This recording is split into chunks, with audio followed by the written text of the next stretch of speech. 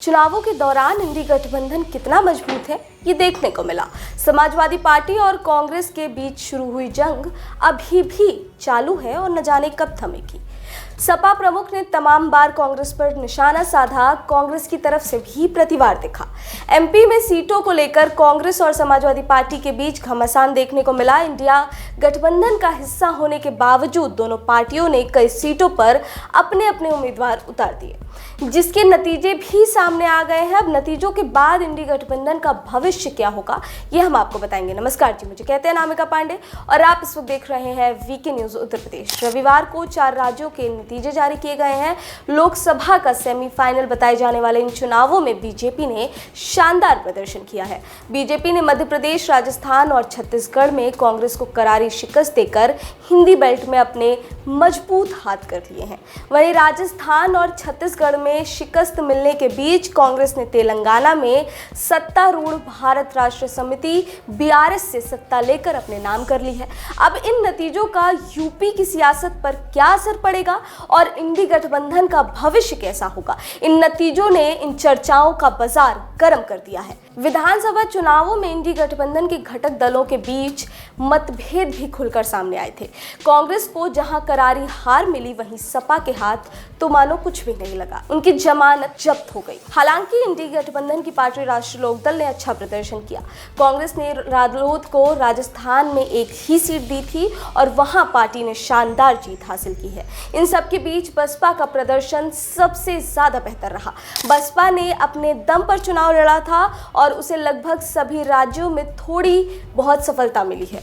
छत्तीसगढ़ में बसपा की सहयोगी पार्टी गोंडवाना गणतंत्र पार्टी को एक सीट मिली है, पर मध्य प्रदेश में बसपा का खाता नहीं खुल पाया, लेकिन 1-2 सीटों पर अच्छी टक्कर दी है। राजस्थान में बसपा ने 2 सीटें हासिल की हैं। इन नतीजों ने बसपा सुप्रीमो मायावती को संजीवनी देने का काम कर पुनर्जीवित कर दिया है।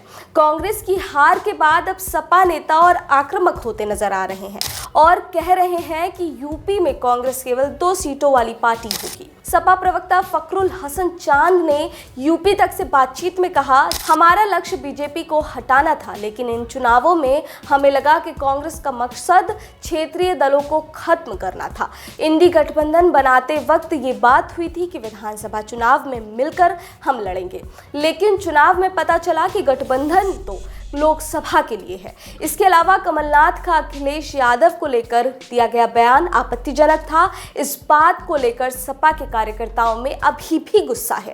उन्होंने कहा कि लोकसभा चुनाव में यूपी में कांग्रेस को 2 सीट से ज्यादा नहीं देनी चाहिए।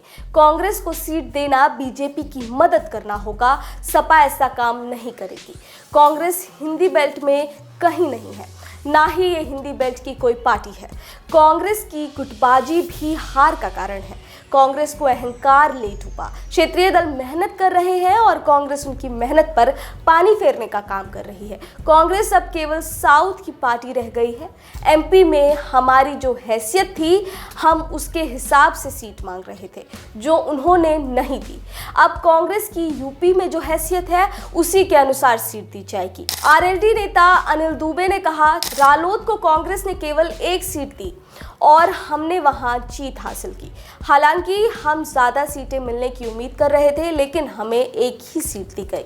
अब रणनीति बनाई जानी चाहिए और जो दल यहाँ पर प्रभावशाली हैं, मजबूत हैं, उन्हें वहां तवज्जो दी जाए। हमें बीजेपी से लड़ना है, कांग्रेस से नहीं लड़ना। आपसी मतभेद भुलाकर इंडी गठबंधन को मजबूत करना है। इन नतीजों पर जेडीयू प्रवक्ता अवलेश कुमार सिंह ने कहा, कांग्रेस ने क्षेत्रीय दलों का सम्मान किया होता तो नतीजे कुछ और होते। कांग्रेस ने अखिलेश यादव को महत्व नहीं दिया। अगर सपा को 10 सीटें भी दी जाती तो नतीजे कुछ और होते।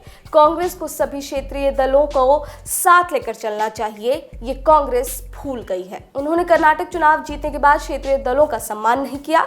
6 दिसंबर को इंडी गठबंधन की बैठक होगी, उसमें अब फैसला लिया जाएगा। यूपी में लोकसभा चुनाव अखिलेश यादव के नेतृत्व में लड़ा जाएगा।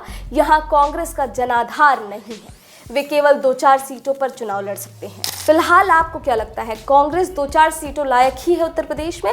हमें कमेंट सेक्शन में जरूर बताएं और देखते रहें वीके न्यूज उत्तर प्रदेश। धन्यवाद। वीके न्यूज मध्य प्रदेश, छत्तीसगढ़, दिल बोलेगा, देश सुनेगा।